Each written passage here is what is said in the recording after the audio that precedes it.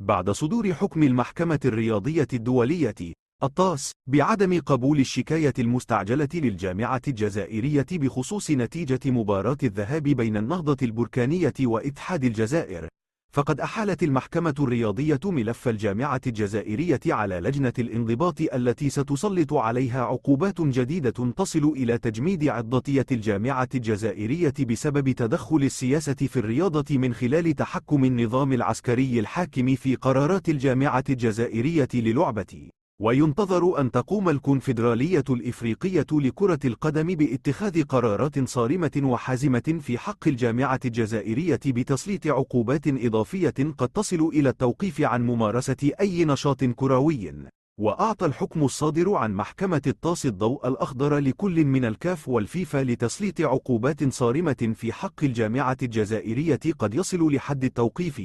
على غرار ما حصل مع جامعات قارية أخرى داخل الكاف مثل توقيف مالي، وتهديد الجامعة الإسبانية بتجميد مشاركاته الدولية بسبب التدخل السياسي في اللعبة.